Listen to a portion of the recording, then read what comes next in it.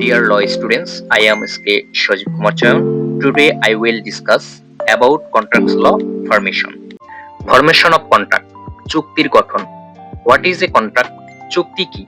Section 2H of the Contract Act 1872 says চুক্তি আইনের 1872 এর ধারা 2 এর খ অনুযায়ী বলা হয়েছে an agreement enforceable by law is a contract. যে চুক্তি আইন দ্বারা কার্যকরী তাকেই চুক্তি বলে।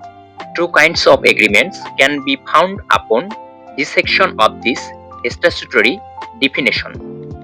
এই আইনি সংজ্ঞার বিশ্লেষণ করলে দুই ধরনের চুক্তি পাওয়া যায়। 1.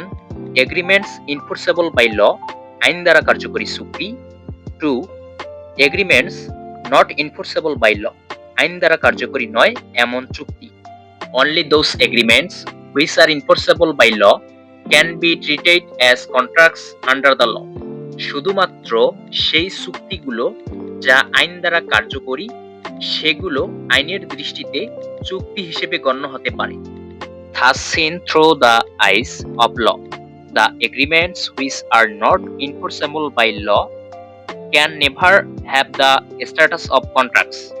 সুতরাং আইন অনুযায়ী যে চুক্তিগুলো আইন দ্বারা কার্যকরী নয় সেগুলো কখনো চুক্তির মর্যাদা লাভ করতে পারে না। There may be plenty of agreements and only those which are enforceable by law will in turn be considered as contracts. অনেক চুক্তি থাকতে পারে কিন্তু শুধু সেই চুক্তিগুলোই যা আইন দ্বারা কার্যকরী সেগুলোই চুক্তি হিসেবে গণ্য হবে। Suppose an agreement to purchase 1 kg heroin is not enforceable by law, and as such it cannot legally attain the status of contract. ধরা যাক 1 কেজি হেরোইন কেনার জন্য একটি চুক্তি করা হয়েছে যা আইন দ্বারা কার্যকরী নয় এবং এটি আইনগতভাবে চুক্তি হিসেবে গণ্য হতে পারে না।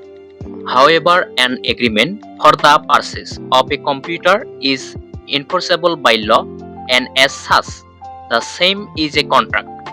তবে একটি কম্পিউটার ক্রয়ের চুক্তি আইন দ্বারা কার্যকরী এবং সুতরাং সেটি একটি চুক্তি। আইন শিক্ষার্থী বন্ধুরা নিয়মিত কন্ট্রাক্ট লয়ের ভিডিও পেতে পেজটি ফলো দিয়ে সাথে থাকুন। ধন্যবাদ।